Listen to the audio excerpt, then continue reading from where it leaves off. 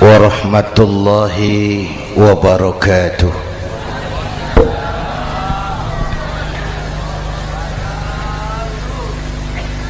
Alhamdulillahi wa kafa,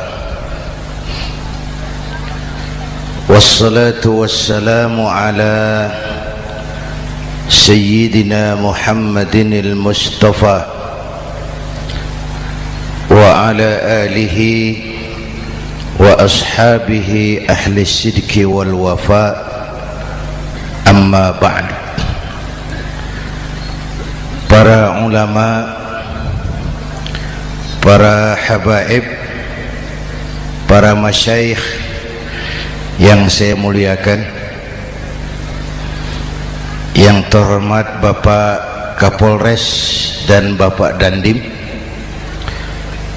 Sahibul Bait, segenap keluarga besar Pondok Pesantren Raudhatul Muta'allimin Al-Aziziyah,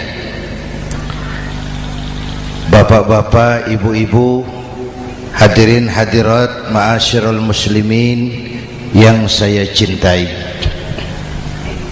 Saya bersyukur dapat menghadiri haflah Maulidin Nabiyil Karim, dan saya bangga dan terharu dengan keberadaan Pondok Pesantren Raudhatul Muta'allimin Al-Aziziyah ini. Sekarang ini banyak orang bisa memberi contoh, tapi sedikit orang bisa menjadi contoh. Memberi contoh itu mudah, tapi menjadi contoh itu yang sulit. Oleh karena itu, pada kesempatan ini kita ingin mengambil contoh bagaimana Rasul melaksanakan perjuangan. Apa modal utamanya? Saya sampaikan 3 sajalah, mudah-mudahan selesai 10 menit. Yang pertama, modal utama perjuangan baginda Rasul adalah akhlakul karimah. Memperbaiki akhlak dengan akhlak. Oleh karena itu, surah Madu sudah selesai. Dari dan ke Madura jadi lebih mudah. Bahkan Madura akan jadi daerah industri. Tetapi yang kita ingin, Madura tetaplah Madura. Akhlak tidak boleh berubah. Zaman boleh berubah, akhlak tidak. Masa boleh berganti, tapi keyakinan tidak boleh mati. Nah, soalnya adalah kepada siapa kita harus berakhlak.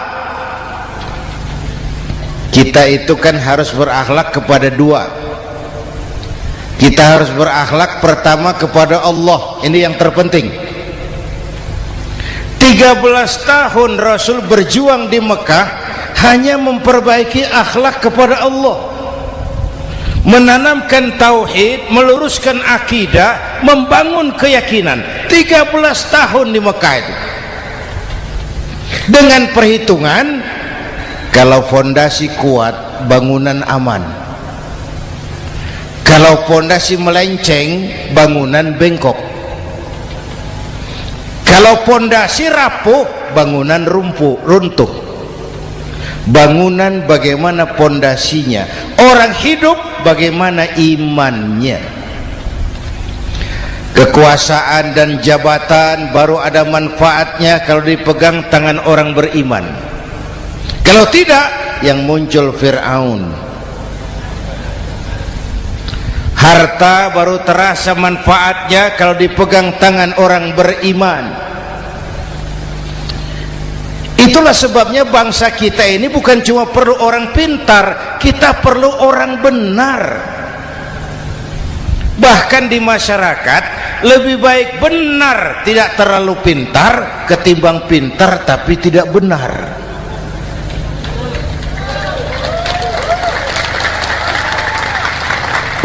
Kalau sudah pintar tidak benar, rusak rakyat itu Pak. Disuruh ngurus beras malah nimbun beras, ya. Disuruh ngurus laut jadi bajak laut. Disuruh ngurus hukum, bikin hukum seperti pisau, tajam ke bawah, tumpul ke atas. Kalau yang kecil salah, hukum cepat-cepat ditegakkan. Yang besar salah, diam pura-pura tidak mengerti. Itu yang melukai rasa keadilan.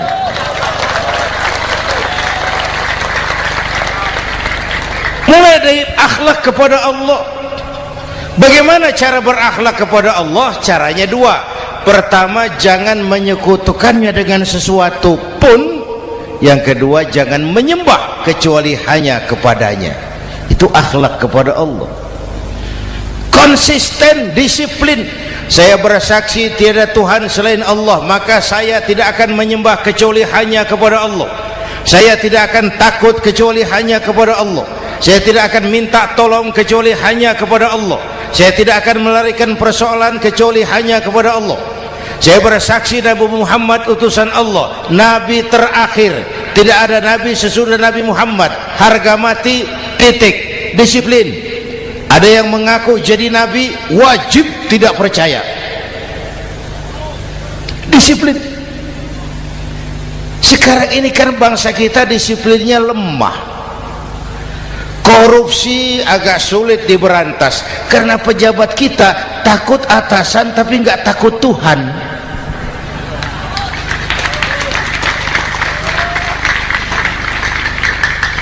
Itu sama dengan anak muda naik sepeda motor ngebut, lampu merah jalan terus, di stop sama polisi. Prit, iya Pak. Minggir, siap. SIM ada Pak. SNK ada Pak. Tahu kau lampunya merah? Tahu Pak. Kenapa lewat terus? Saya nggak tahu, ada Bapak. Itu disiplin kita. Tenang bener jawabnya, kayak orang nggak salah itu.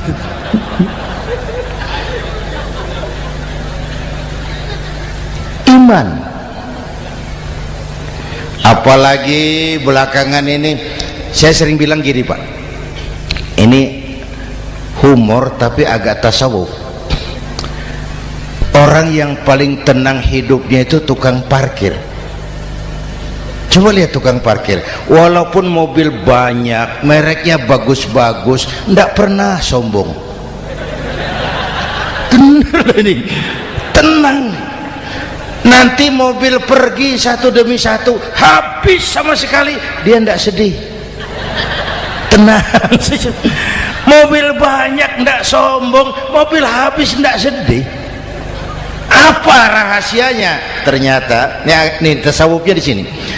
Tukang parkir tidak merasa memiliki, tapi merasa dititipi. Wah, itu.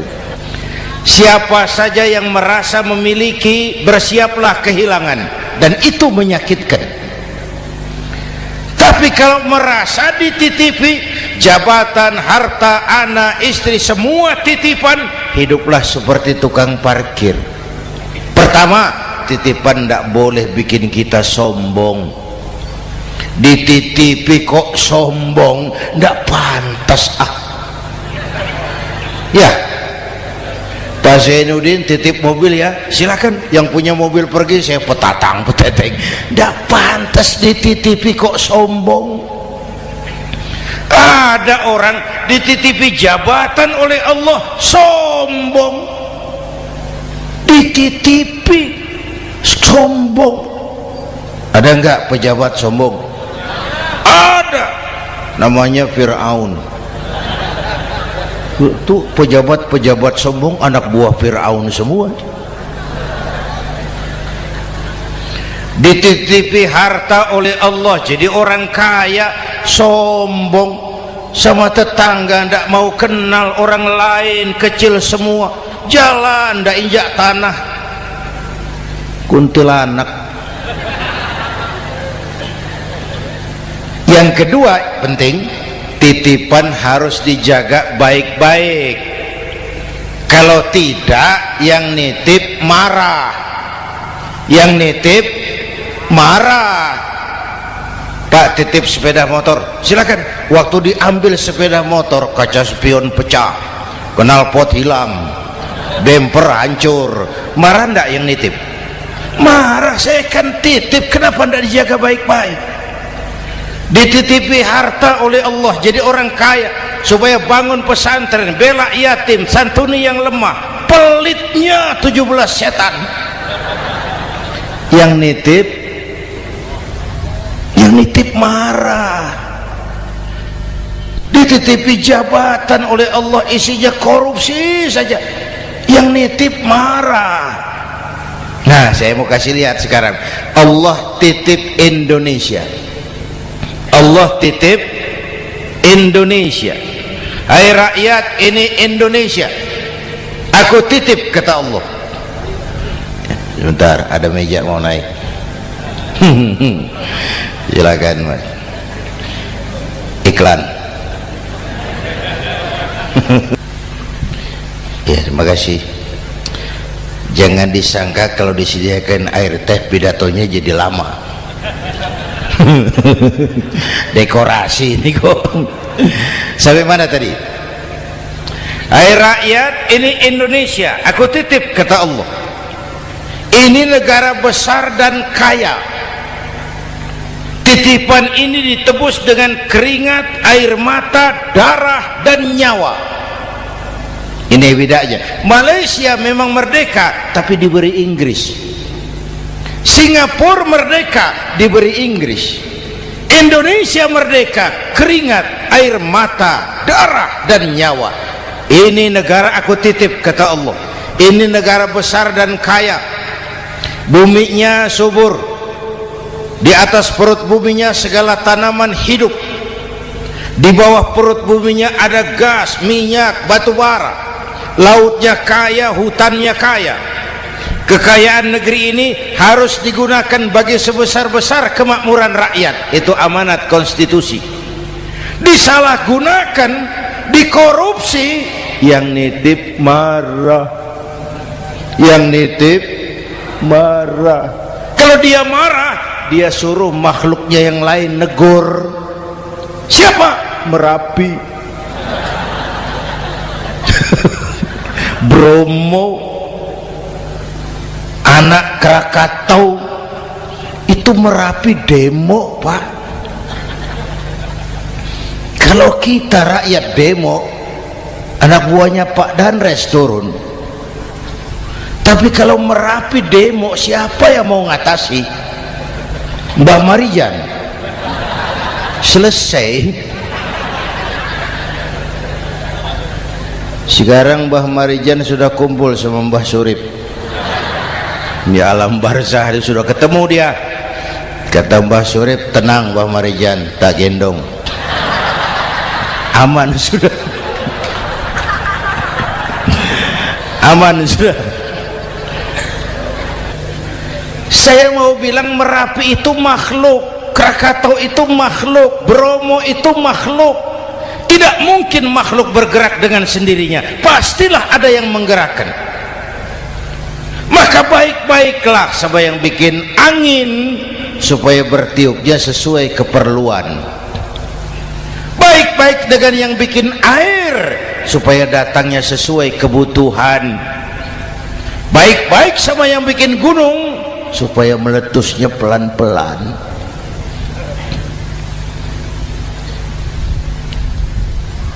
Bapak Ibu hadirin yang saya hormati, menjaga titipan.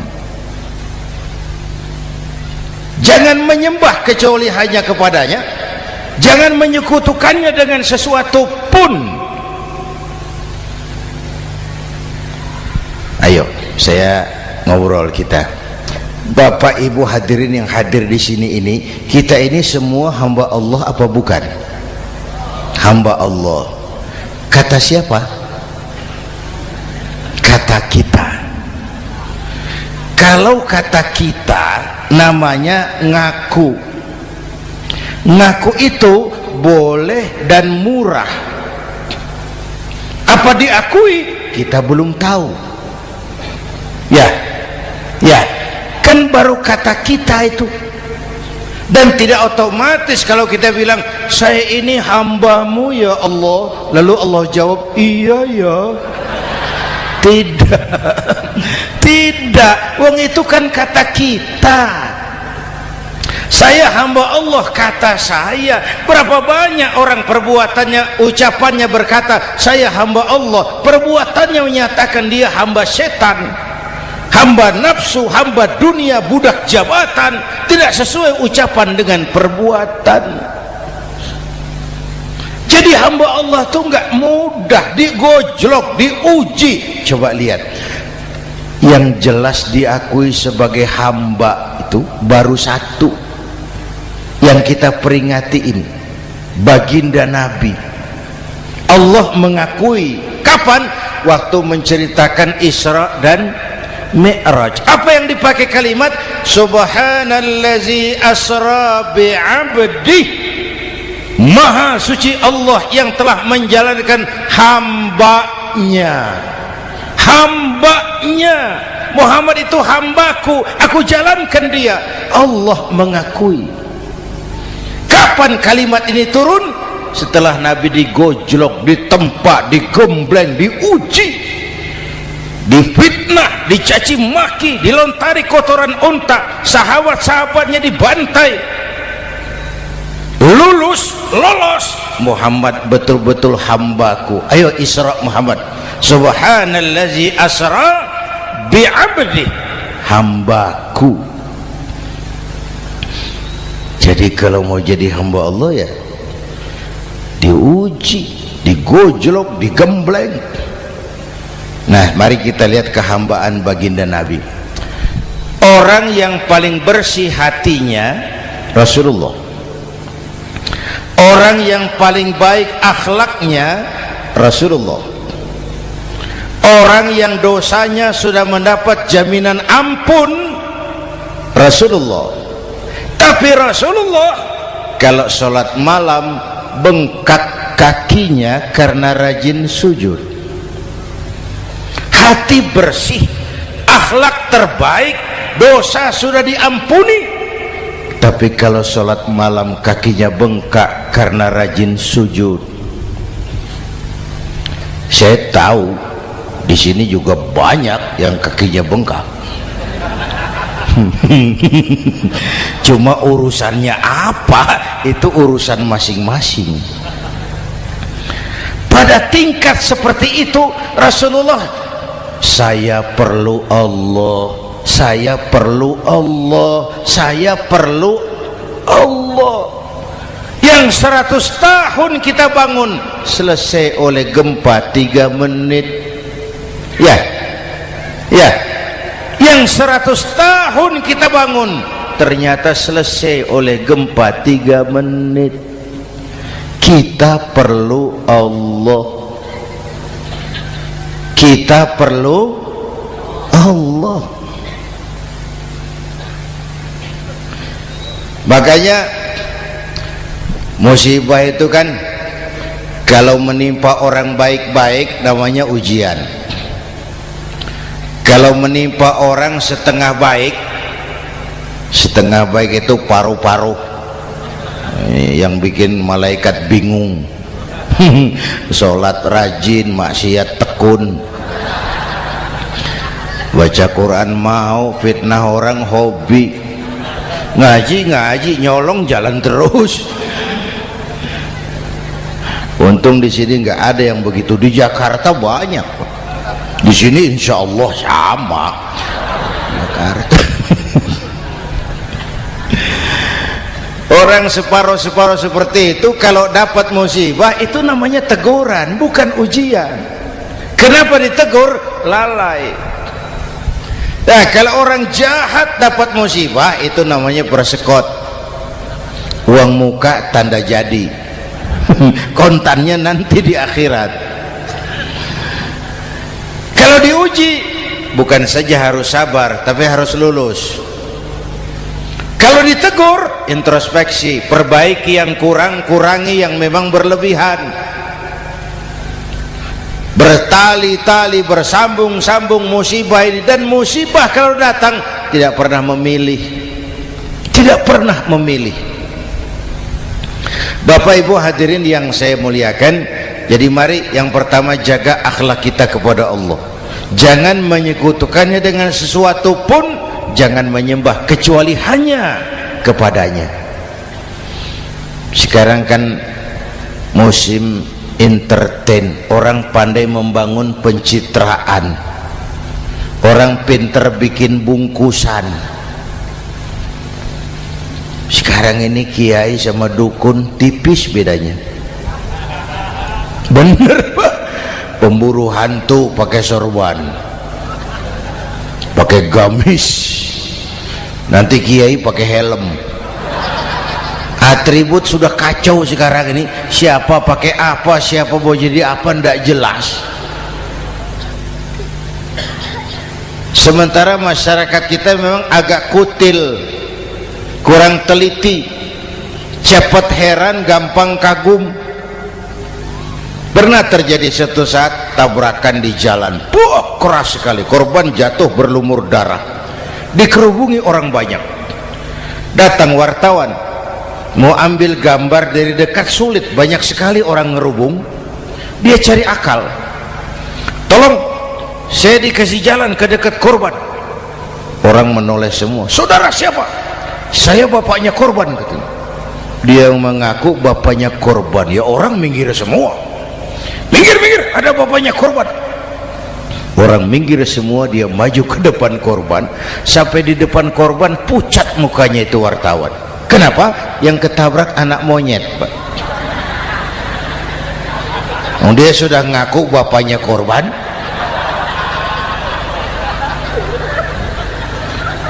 Ini cerita pendek tapi pesannya dalam. Kalau belum kenal benar jangan cepat-cepat ngakui. Ya, rakyat harus cerdas sekarang ini. Emas pasti kuning, benar itu? Apa semua yang kuning pasti emas? udah cerdas lah itu, udah cerdas lah itu. Hati-hati, ini zaman pencitraan. Orang pandai bikin bungkusan. Oleh karena itu kita juga harus punya filter supaya tidak hanyut oleh kedangkalan-kedangkalan pencitraan itu. Satu itu akhlak kepada Allah. Yang kedua, kepada siapa kita berakhlak? Kepada sesama manusia. Kepada sesama manusia itu siapa? Pertama, sesama muslim. Malam ini saya hadir di sini, saya tidak merasa tamu. Saya hanya keluarga di tengah keluarganya. Bahwa saya lahir di Jakarta itu sih kebetulan. Saya enggak pesan. Yang kita tidak pesan jangan diributkan. Kita enggak pesan. Warna kulit seperti ini kita enggak pesan. Dari suku apa lahir kita enggak pesan. Potongan seperti ini kita enggak pesan. Islam membebaskan manusia dari ras diskriminasi. Pada waktu yang bersamaan Islam mengangkat harkat, derajat, martabat kaum wanita. Ini kasihan dari tadi nggak diajak ngomong nih. Pada waktu yang bersamaan Islam mengangkat harkat, derajat, martabat kaum wanita. Ibu-ibu mestinya lebih terima kasih sama Rasulullah. Sebelum Rasulullah datang, nasib perempuan menyedihkan, dilecehkan, harganya murah. Sebelum Rasulullah datang, murah. Sebelum Rasulullah datang, murah. Coba lihat wanita sebelum Islam, sedih, dilahirkan hanya untuk melahirkan, alat pemuas nafsu. Kalaupun berperan, peranannya cuma segitiga, dapur sumur kasur, kasur sumur dapur. putar-putar di situ saja, nggak usah di Arab, dunia, di Jawa. Raja-raja Jawa sebelum kenal Islam seenaknya ngumpuli perempuan kan, selirnya yang 30, 50. Sultan-sultan di Turki piara harem ratusan orang perempuan. Kaisar terakhir dinasti Ming Cina bangun istana 1000 kamar, istrinya 1000. Innalillahi wa inna. Itu saya coba pikir, raja kalau istrinya 1000, kapan pakai kolor itu raja?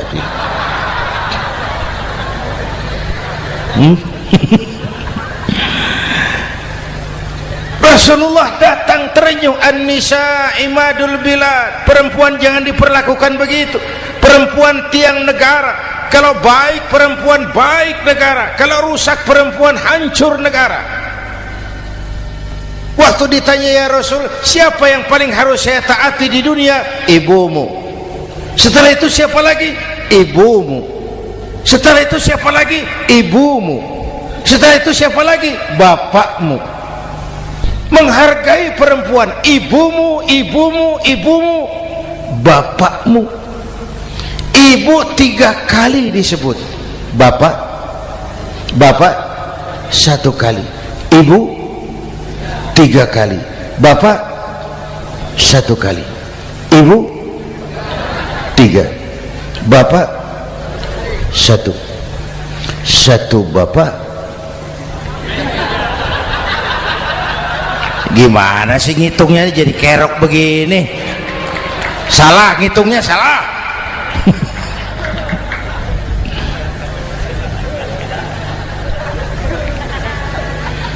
Lalu dicairkan kehidupan kemasyarakatan di masjid.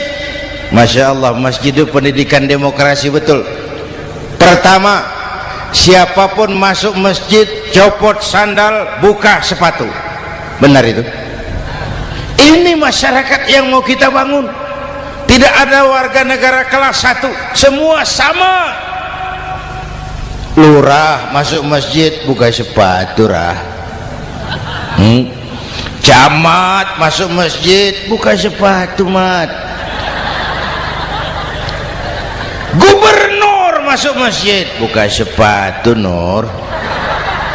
Nikmatnya masyarakat masjid.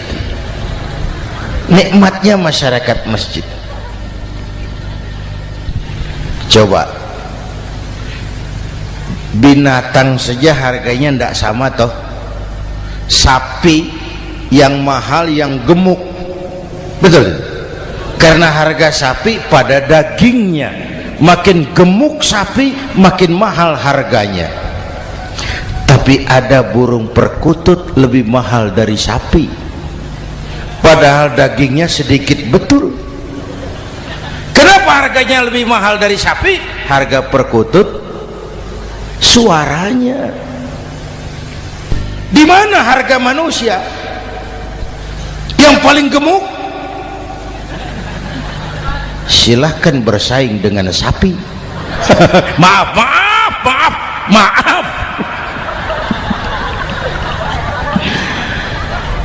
Inna akramakum indallah atqakum. Masyarakat masjid sudah copot sandal, buka sepatu, sudah masuk ke dalam sholat berjamaah. Kalau sudah ke dalam sholat berjamaah, tidak pernah kita usil dari mana orang datang, yang penting kemana dia menghadap. Itu masyarakat masjid. Dari mana kamu? Dari kidul, Pak, madhab ngulon. Kamu dari mana? Dari lor, Pak, madhab ngulon. Kamu dari mana? Dari kulon, madhab ngulon juga. Ini kan konsep bineka tunggal ika. Dari manapun orang datang, apapun warna kulitnya, dari suku apapun ia dilahirkan, kalau akidahnya sama, itu saudara kita. Lalu sholat berjamaah. Apa itu? Hidup bermasyarakat, berbangsa dan bernegara. Harus ada imam, harus ada makmum. Kenapa? Ini saya harus agak hati-hati, pakai sarung angin ini. tadi ngomong apa saya? Sholat berjamaah, bermasyarakat, berbangsa dan bernegara. Ada imam, ada makmum. Siapa makmum? Kita ini rakyat. Siapa imam? Para pemimpin negara. Apa bedanya? Imam harus dipilih, makmum nggak usah. Coba baca kitab fikih yang setebal apapun, nggak ada bab pemilihan makmum. Nggak usah, makmum nggak usah dipilih. Orang buta boleh jadi makmum, orang bisu boleh jadi makmum, tukang mabuk boleh jadi makmum, tapi tidak tiap orang boleh jadi imam. Imam harus dipilih. Siapa yang jadi imam? Pertama, a'lamuhum, orang yang paling alim di kampungmu angkat jadi imam. Yang paling alim, bukan yang paling tua. Yang paling alim, tahu urusan, punya konsep, punya visi dan misi, mengerti negara ini mesti dibawa kemana, jalan keluarnya apa, angkat jadi imam. Pak, ada dua orang Pak, alimnya sama, yang mana yang dipilih? Kalau ada dua orang alimnya sama, kata Nabi, afsahuhum, yang lebih fasih lidahnya. Apa artinya fasih? Nyambung sama rakyat, tahu apa yang dimaui rakyat, nyambung. Tidak sah orang fasih bermakmum kepada imam cedal.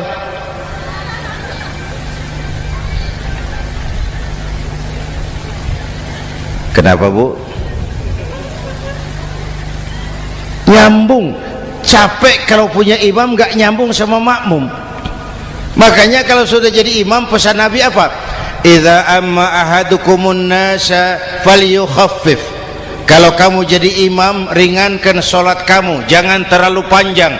Itu makmum tidak sama kekuatannya. Ada yang tua renta, diri saja sudah gemetar. Ada makmum yang punya darah tinggi, kalau sujud lama kepalanya sakit. Ada makmum yang sudah janji habis sholat mau terima uang. Jangan kalau sudah jadi imam di kota, sholat isya berjamaah, rakaat pertama selesai Fatihah, Yasin, bubar makmum itu. Jadi imam jangan terlalu lama, kayak Husni Mubarak tuh kelamaan jadi imam 30 tahun, rakyat capek.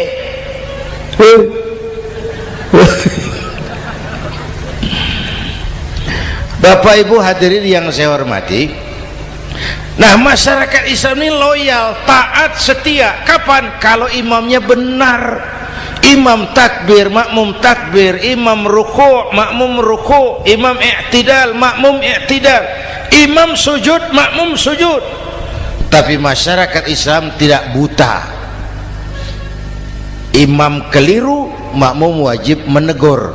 Ya, bagaimana negurnya? Mestinya ruku', imam sujud. Wah, keliru ini. Subhanallah, kan gitu. Itu aturan main. Tidak boleh imam keliru, makmum emosi, main pegang, mam, hoi salah, hoi, kacau sholat.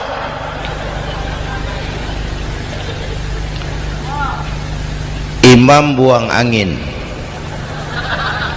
apa makmum lalu berkata, demi kesetiaan saya kepada imam, imam buang angin, saya lebih keras lagi. Goblok. Iyyaka na'budu wa iyyaka nasta'in. Sampai situ imam buang angin, minggir, tidak usah ribut. Yang di belakang satu orang maju ke depan, lanjutkan pekerjaan imam. Yang penting imam tahu diri, buang angin, minggir. Ini negara rusak karena imam sudah buang angin. Tenang aja, kayak orang nggak salah itu loh.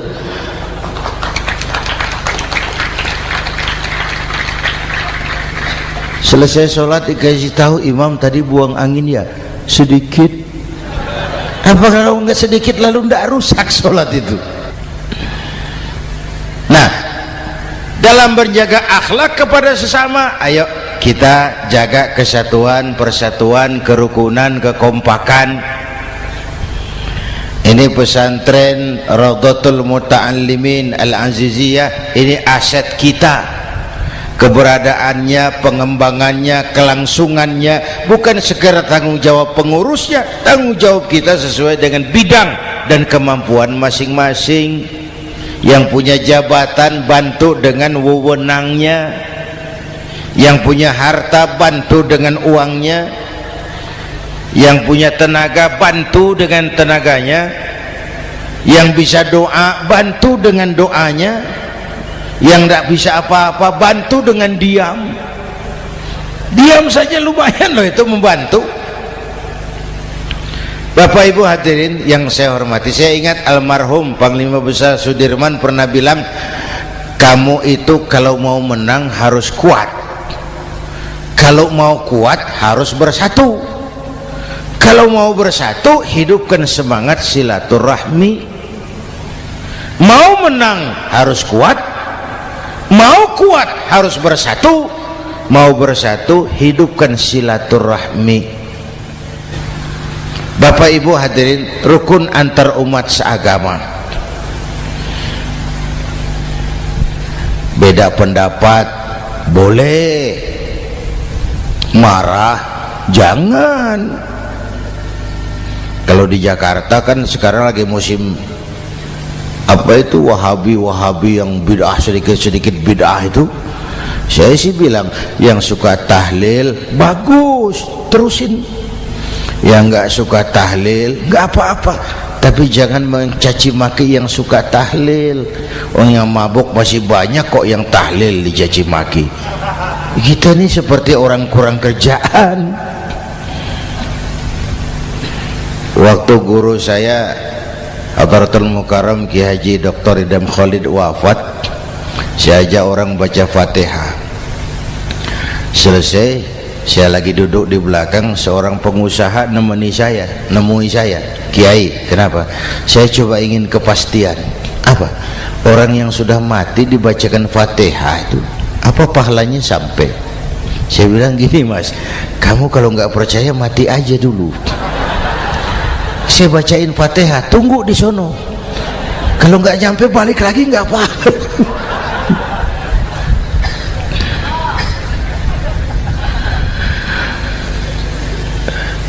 Depan rumah saya itu ada masjid, Pak, pakai beduk seperti itu. Ada teman saya, Kiai, pakai beduk masjidnya. Iya pakai.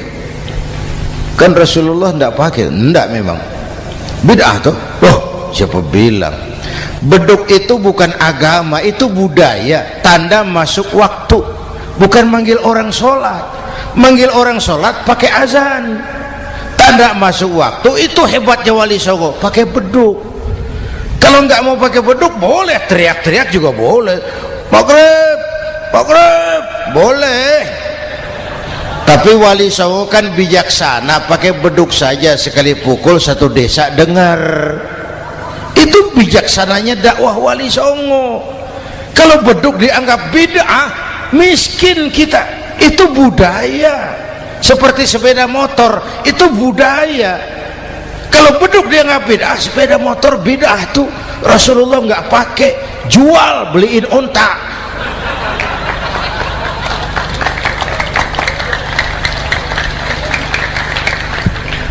Ayo cari persamaan, jangan memperbesar perbedaan. Hormati pendapat orang kalau pendapat kita juga ingin dihormati. Kasus Ahmadiyah meledak lagi di Cikesik, Banten. Lalu pendekar-pendekar HAM menganggap itu tirani, mengganggu kebebasan beragama. Dia lupa bahwa Ahmadiyah masalahnya bukan kebebasan beragama, tapi penodaan terhadap agama. Kalau kebebasan beragama sih umat Islam welcome. Orang mau Hindu, mau Buddha, mau Kristen bebas memilih agamanya masing-masing. Tapi ini kan Ahmadiyah lain, ngakunya Islam tapi ada nabi lagi sesudah Nabi Muhammad, namanya Mirza Ghulam Ahmad, asal dari India. Saudara hadirin yang saya hormati, ini yang prinsip penodaan terhadap agama. Kalau nggak ngaku Islam nggak masalah.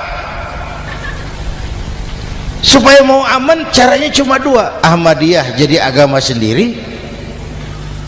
Karena Karena Malaysia sudah melarang, Brunei sudah, Rabitoh Alam Islami menyatakan aliran sesat, Saudi Arabia melarang pengikut Ahmadiyah pergi bikin haji, dia dianggap non muslim. Cuma memang pemerintah kita nggak tegas. Kalau dari dulu dinyatakan dilarang, nggak akan ada lagi kasus-kasus seperti itu.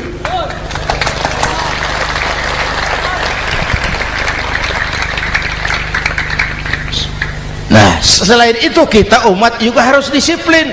Coba sudah berapa banyak nabi bermunculan di Indonesia. Dan Indonesia ini saya heran, Indonesia ini pasar bagus, Pak. Kalau ada nabi, ada aja pengikutnya, saya heran tuh. Indonesia ini pasar bagus.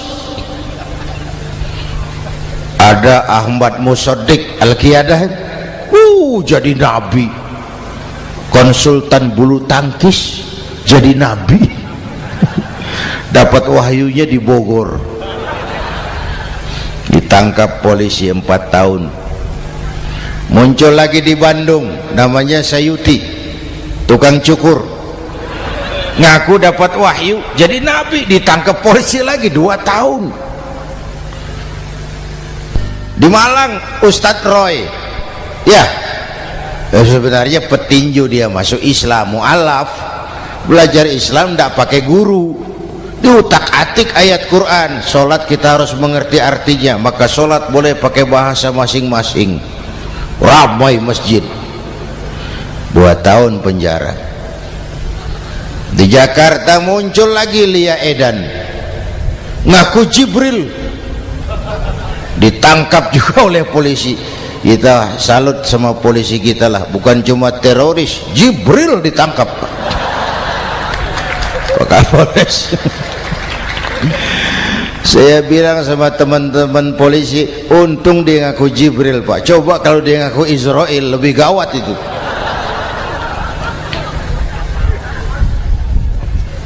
Yang parah, antara Cirebon Losari, dia perbatasan Jawa Tengah Jawa Barat, pernah muncul agama baru namanya agama Jasun, agama Jawa Sunda, agama Jasun Jawa Sunda. Yang jadi nabi Tugimin. La haula wala quwata.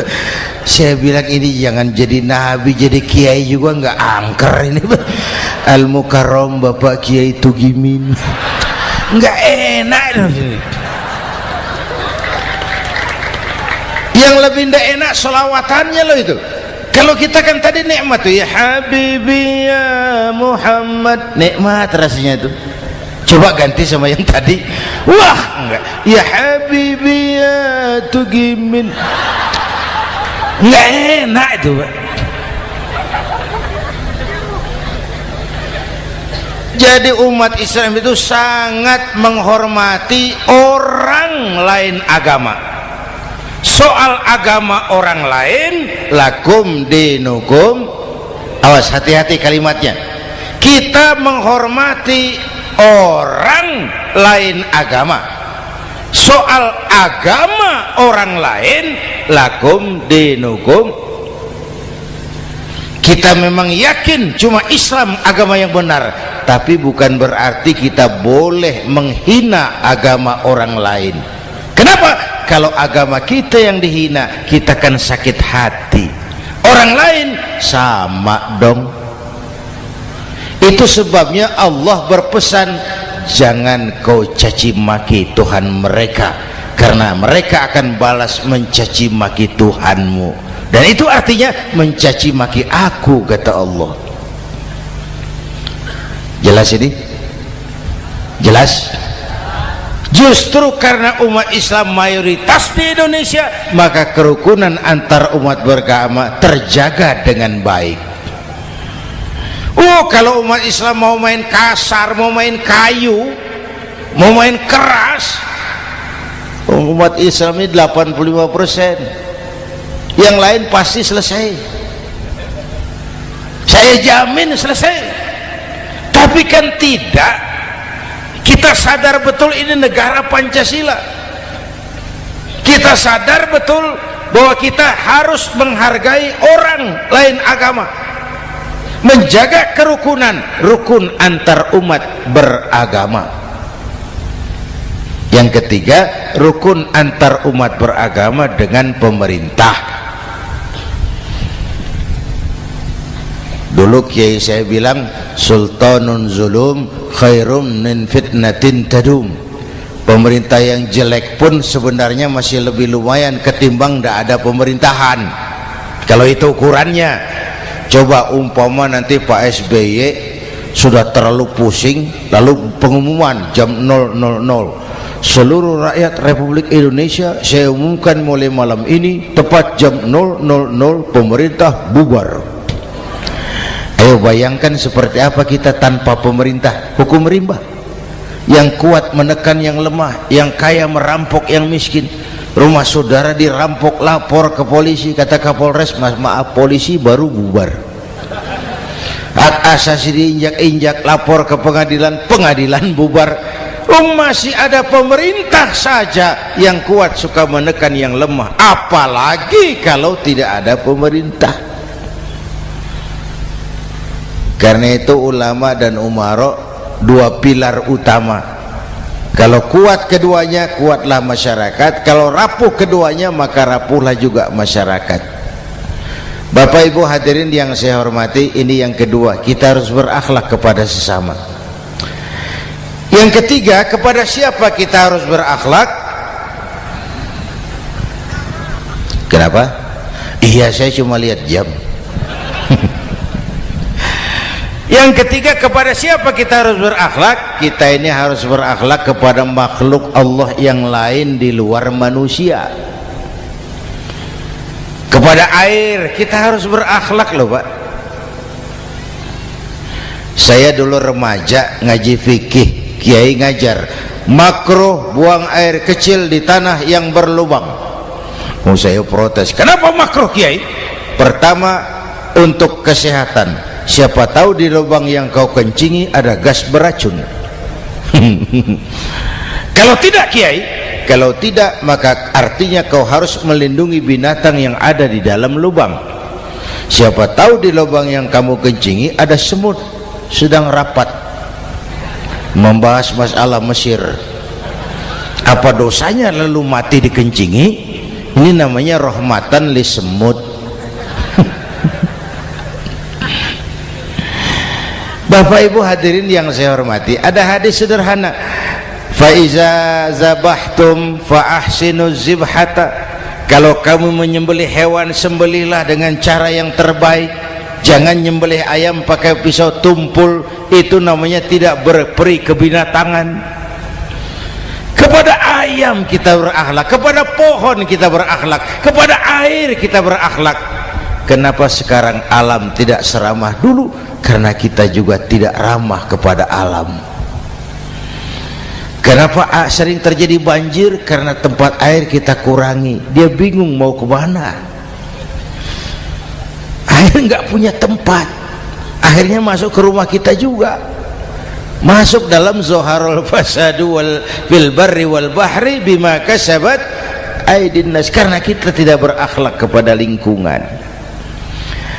Bapak Ibu hadirin yang saya hormati, jadi itu yang pertama, modal utama perjuangannya akhlakul karimah. Mau sukses, utamakan akhlak. Industrialisasi boleh terjadi di Madura, jalan berhotmik licin, oke. Listrik masuk desa, alhamdulillah. Tapi akhlak jangan berubah, akidah jangan goyah.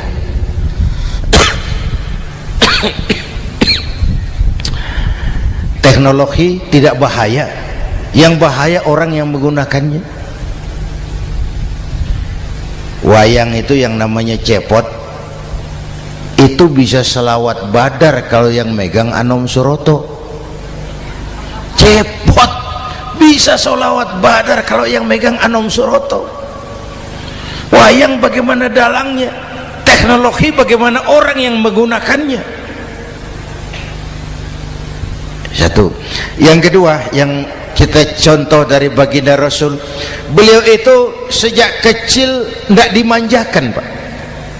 Lahir ke dunia tidak sempat melihat wajah bapak. Umur 6 tahun ditinggal ibu.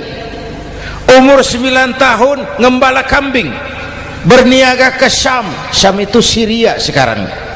Umur 9 tahun bisnis lintas negara dari Saudi ke Syria. Remaja tidak dimanjakan, kerja keras, peras keringat, banting tulang, tidak ada pekerjaan halal yang hina. Lahir pribadi yang tegar, mental yang tahan banting, manusia yang tidak cengeng karena sejak kecil ditempa oleh kesulitan.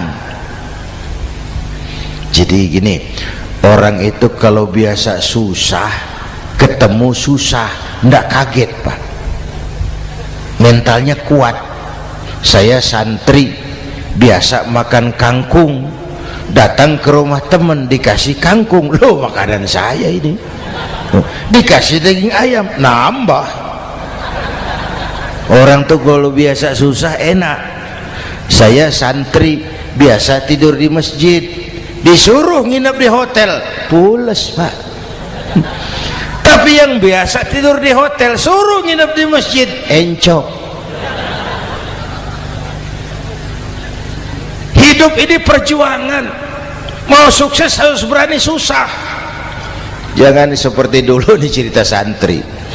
Ada santri beternak lebah, ambil madunya itu. Satu hari dia mau periksa sarang lebah, naik ke pohon pakai tangga, pakai sarung biasanya santri. Dia lupa ndak pakai celana dalam. Naik pohon periksa, entah bagaimana terpegang sarang lebah itu, berhamburan lebahnya keluar. Salah satu masuk ke sarungnya, tergigitlah Al-Mukarramnya itu. Dia menjerit, aduh, jatuh berguling ke bawah.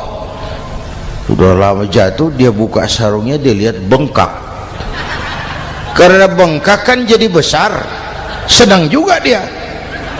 Dia berdoa, ya Allah, hilangkan sakitnya, biarlah bengkaknya.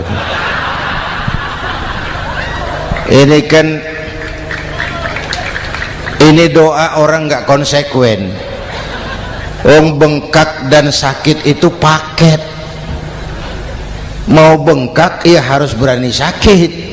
Masa sakitnya bengkaknya mau, sakitnya nggak mau. Itu satu itu. Yang kedua, kita ini sering kalau punya cita-cita sering seperti rapat tikus. Satu hari sekelompok tikus rapat paripurna tikus untuk mengantisipasi bahaya kucing.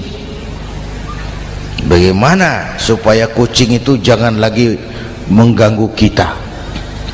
Akhirnya ada yang mengusulkan begini, bagaimana kalau di leher kucing kita gantungkan lonceng, supaya kalau dia datang dari jauh suaranya sudah kedengaran dan kita bisa lari menyelamatkan diri. Wah, cerdas dia. Setuju, setuju semua. Setuju, setuju, setuju. Bagus. Nah, oke. Waktu pembicaraan dilanjutkan, tikus mana yang mau menggantungkan lonceng ke leher kucing? Rapat bubar.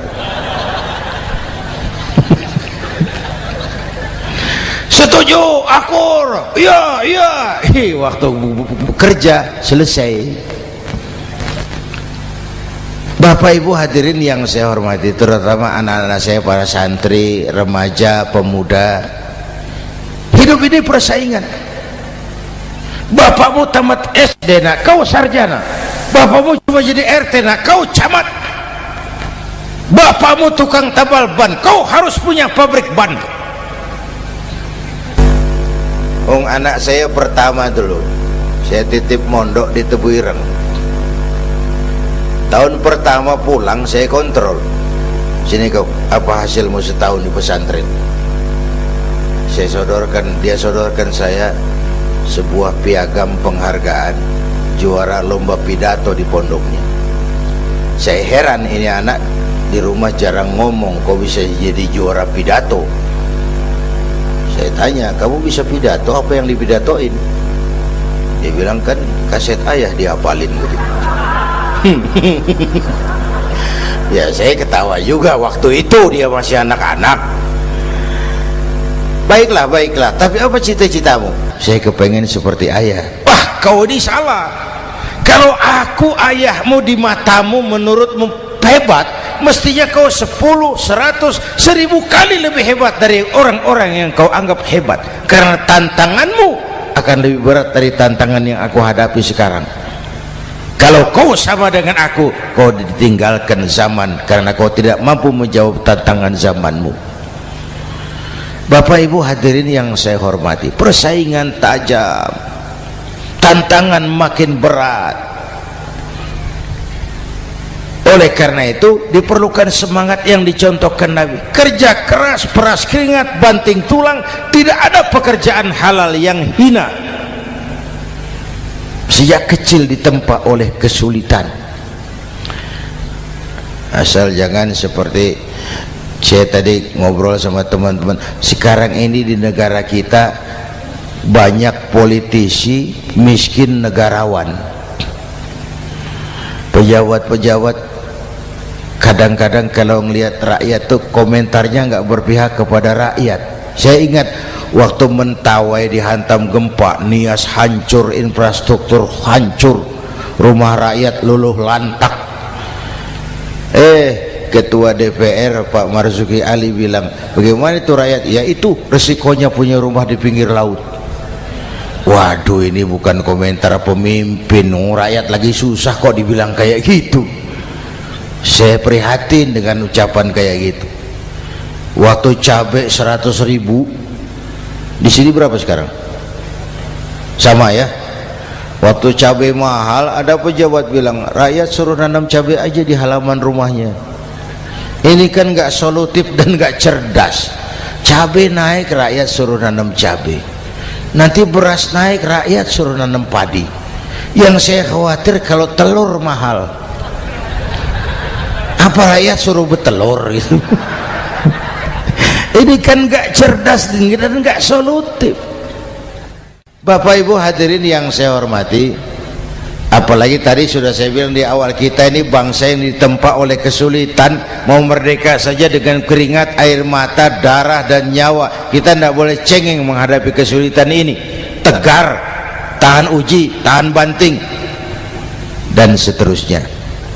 Itu hal yang kedua. Yang ketiga, terakhir, Rasulullah itu sosok yang ibadahnya luar biasa. Tadi sudah saya jelaskan sebagian.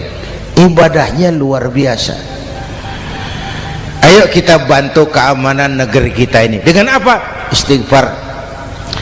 Wa ma kana Allahu mu'adzibahum wa hum yastaghfirun. Allah tidak akan turunkan bencana selagi di tengah mereka masih banyak orang-orang yang istighfar. Rasulullah yang dosanya sudah diampuni sehari 100 kali istighfar. Ayo kita ngobrol ini. Pak, saya ini Zainuddin ini, kalau mengharap masuk surga dengan amal yang saya kerjakan sendiri, rasa-rasanya tipis harapan. Bener. Sholat saya berapa banyak saya tahu, sedekah saya berapa duit saya tahu, dosa saya berapa banyak saya tahu. Lalu saya baca sejarah, Nabi Adam dosanya 1, makan buah khuldi, dikeluarkan dari surga. Nabi Adam dosanya 1, dikeluarin. Kita dosanya banyak, kepengen masuk. Ini nggak nyambung ini. Nabi Adam dosanya 1, dikeluarin dari surga. Kita dosanya banyak, kepengen masuk. Nggak nyambung. Apa yang bikin saya besar hati? Apa yang bikin saya optimis? Ada 2 Pak. Pertama yang disebut rahmat Allah, yang kedua disebut syafaat Rasulullah. 2 itu Pak. Oh, kalau kita ini insya Allah nanti sampai ke surga, amin, Amin. Kalau kita ini sampai ke surga Pak, saya jamin itu bukan karena amal kita, itu karena rahmatnya Allah. Ndaklah seberapa banyak sih amalan kita mau menggapai surga. Kalau bukan karena rahmatnya Allah, sulit sampai ke sana. Hei manusia, dosamu besar, tapi lihat rahmatku lebih besar. Hei manusia, salahmu banyak, tapi ampunanku lebih banyak. Kau nangis di hadapanku, aku senyum melihatmu. Kau berjalan menujuku, aku berlari menyambutmu. Istighfarnya sehari 100. Lalu ada hadis qudsi, inni la ahammu bi'adzabi ibadi. Kadang-kadang aku pengen turunkan azab, bencana kepada manusia, tapi ketika aku melihat 3 perkara, murkaku surut, bencana aku tarik kembali. Coba perhatikan hadis kursi ini. Allah mau marah hendak jadi, bencana ditarik, musibah diangkat. Kenapa? Ada yang meredam murka Allah. Allah enggak jadi marah. Siapa? Pertama, suyukhan rukka. Aku lihat orang-orang tua tengah malam sujud sambil berlinang air mata, nangis di hadapan Allah. Itu kita hutang jasa loh Pak sama orang-orang yang tengah malam sujud nangis di hadapan Allah. Lihat yang begitu Allah tidak jadi marah tuh. Saya tahu ini bapak-bapak ini, ibu-ibu kan suaminya sering bangun tengah malam ya Bu, kencing bikin bingung malaikat. Sudah mau ditulis tahajud, kencing doang. Kata malaikat, sialan, hampir salah tulis.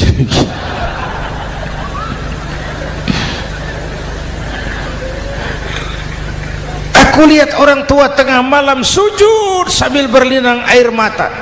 Lalu aku lihat bayi-bayi tanpa dosa masih menyusu, sibyanan rudda. Bayi-bayi tanpa dosa masih menyusu, suci bersih, belum ternoda. Wa bahaiman rutta. Dan aku lihat binatang ternak melata mencari makan, kambing mudah cari rumput, alam terjaga keasriannya. Bagaimana bencana nggak mau nambah? Kita mengamalkan hadisnya juga terbalik. Yang diminta itu orang tua tengah malam sujud, bayi tanpa dosa nyusu. Sekarang bayi tanpa dosa dibuang ke tempat sampah gara-gara orang tua tengah malam nyusu. Terbalik namanya. Yang diminta itu orang tua tengah malam sujud, bayi tanpa dosa nyusu. Ini bayi tanpa dosa dibuang ke tempat sampah gara-gara orang tua tengah malam.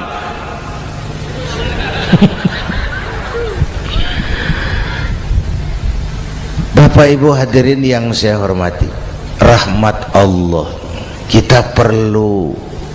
Yang kedua, syafaat Rasulullah. Mari saya cerita syafaat sedikit.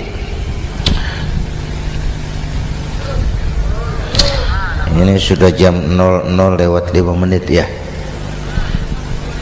Ini kalau hitungan Indonesia ini sudah ganti hari, Pak. Jadi inilah ceramah terpanjang di dunia. Bayangkan saya pidato dari hari Selasa sampai hari Rabu.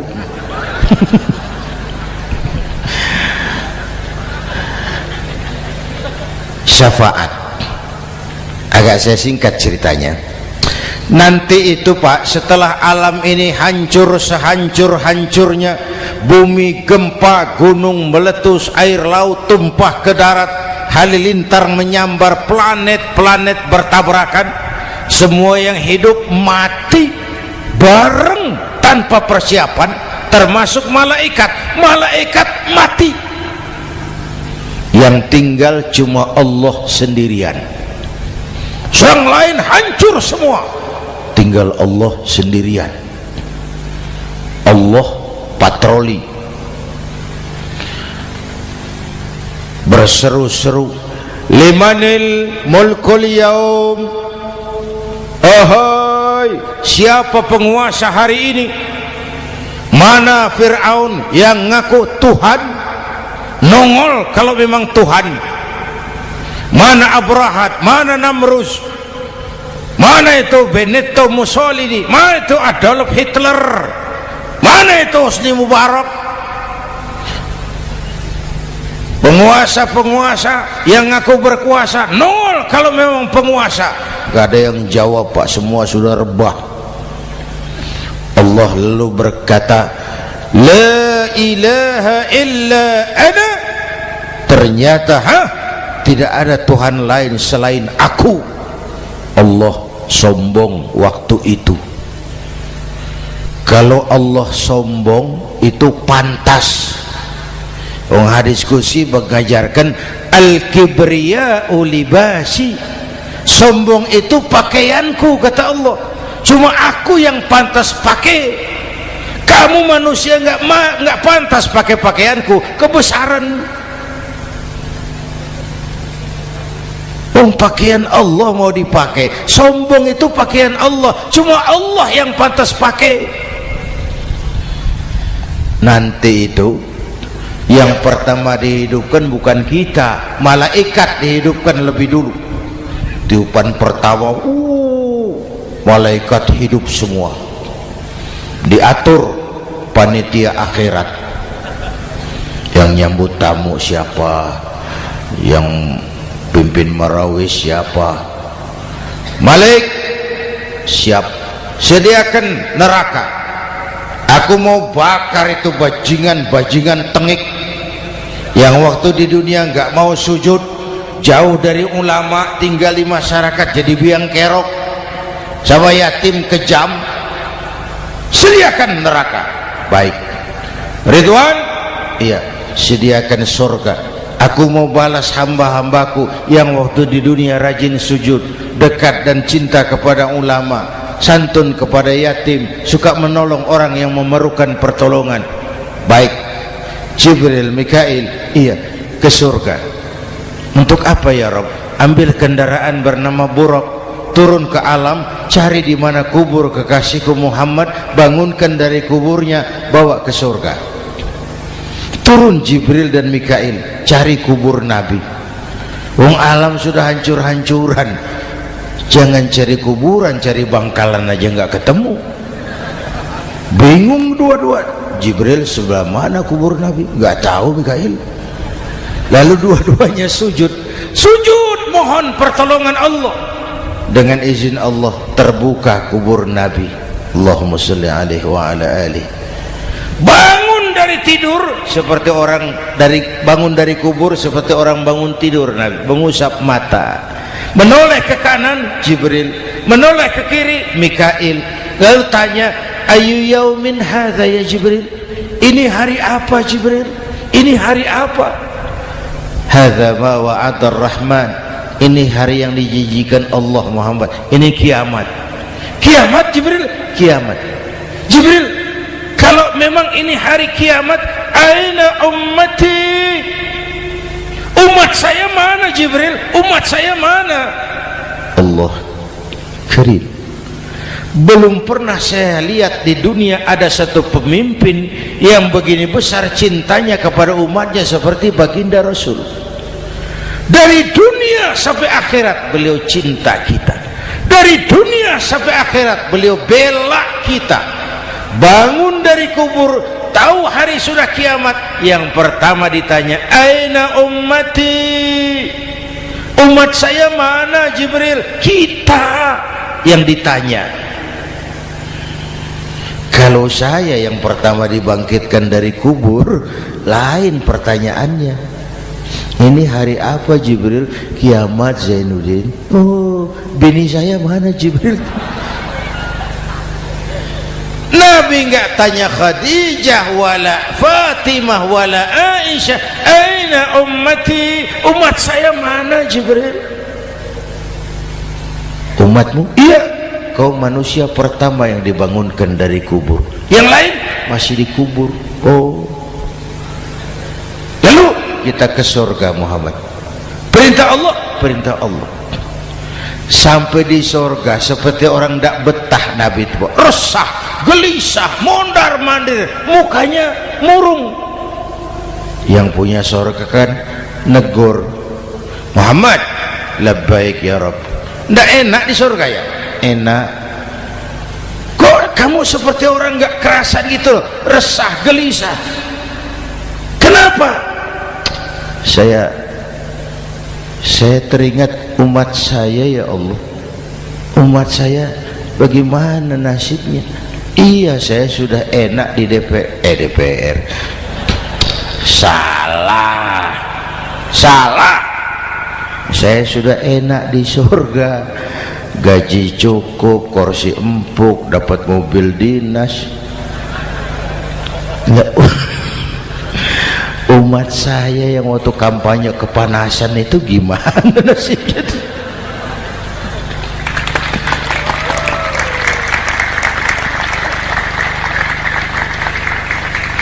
Makanya dulu di Senayan, di depan kantor DPR tuh banyak tukang kaca jualan di situ.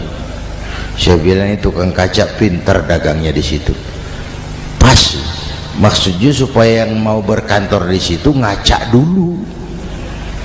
Ya, wakil lurah pasti tidak lebih tinggi dari lurahnya.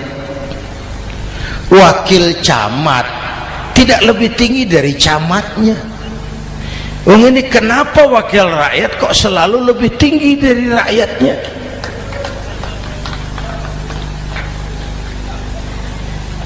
Kan yang memberikan mandat kita rakyat. Kemerdekaan bertujuan mengantarkan rakyat ke gerbang kesejahteraan, lalu rakyat mempercayai tugas itu kepada pemerintah dan wakilnya di DPR.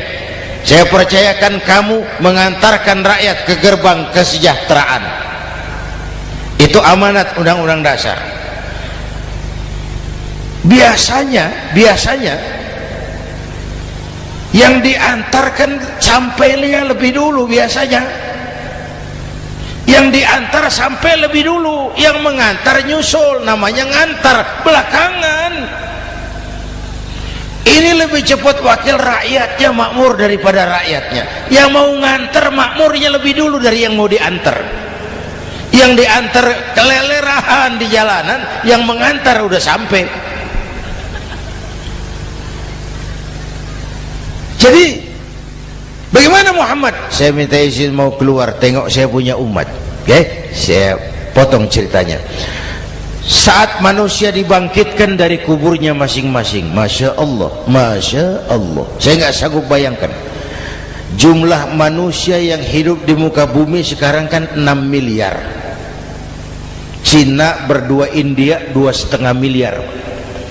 Cina 1,5 miliar, India 1 miliar rakyatnya. Berdua sudah 2,5 miliar. Itu kalau kencing bareng banjir besar. Bayangkan manusia dari awal sampai akhir berapa puluh miliar kumpul di padang mahsyar. Subhanallah, sibuk, panik, bingung mau disidang di hadapan Allah. Sebagian kumpul di pojokan berunding, kita mau disidangi. Terus ayolah kita cari bantuan. Kemana? Adnan Buyung. Begini. Kita ini kan anak cucu Nabi Adam. Pantas dong kita minta tolong sama beliau. Yuk, setuju. Berangkat cari Nabi Adam. Ya Adam, anta abal bashar.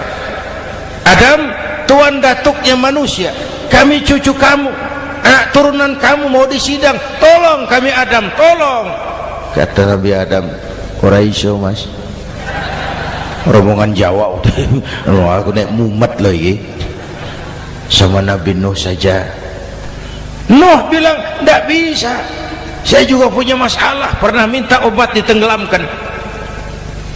Ibrahim barangkali. Semua Nabi hand up, angkat tangan. Dikala itu yauma la yanfa'u malun wala banun, di mana harta tidak ada lagi artinya, anak-anak tak jadi beban, tiap orang sibuk dengan urusannya sendiri-sendiri. Saat itu ada satu pemimpin, Allahumma salli alaihi wa ala alihi, diizinkan Allah, dikala semua nabi yang lain angkat tangan hand up, beliau malah ummati ana laha, ta'ali ummati, ta'ali ummati, umatku sini, umatku sini. Beliau memanggil-manggil umatnya. Yang bagaimana yang dipanggil? Ada hadis, inna ummati yatuna yaumal qiyamah ghurran muhajjalin min atharil wudu. Umatku besok di akhirat datang menghadap Allah dengan muka bersinar-sinar karena sering wudu. Sering wudu kan sering sujud. Masa cuma wudu tapi enggak sujud? Itu nanti ndak usah mengaku Rasul yang panggil, sini umatku. Tapi kalau muka enggak pernah wudu, enggak pernah sujud, merangkak di depan Nabi, saya umatmu ya Rasul. Kata Nabi, umat saya enggak ada yang kumel gini. Dikala itu beliau berkenan memberikan syafaat. Syafaat itu saudara-saudara, saya pakai sarung, sobek sedikit. Syafaat itu nambeli, itu loh. Salat saya kurang sedikit, sedekah saya campur riak sedikit, puasa saya tidak ikhlas sedikit, ditutup dengan syafaat. Saya mau dagang, perlu modal 20 juta, saya punya uang 15 juta, yang 5 juta syafaat. Jadi harus ada modal. Kalau sholat tidak pernah, sedekah tidak pernah, lalu syafaatnya dari mana? Yang dapat tambelan itu yang punya sarung bolong, punya sarung sobek, ditambal dengan syafaat. Lah kalau tidak ada sarung, apa yang mau ditambal? Ya. Nah, mudah-mudahan kita semua mendapat rahmat Allah dan mendapat syafaatnya Rasulullah Sallallahu Alaihi Wasallam. Bapak Ibu hadirin, sudah 7:30 lewat 4 jam. Saya pun kangen, tapi hari sudah larut. Insya Allah lain kesempatan kita jumpa lagi. Terima kasih kepada Al-Mukarramun, para ulama, para habaib, pengasuh pesantren Raudhatul Muta'allimin Al-Aziziyah, dan semua yang hadir. Mudah-mudahan yang saya sampaikan ada manfaatnya. Usikum wa iyaya bitaqwallah. Aqulu qawli hadza fa astaghfirullahal azim li wa lakum. Wassalamu alaikum warahmatullahi wabarakatuh.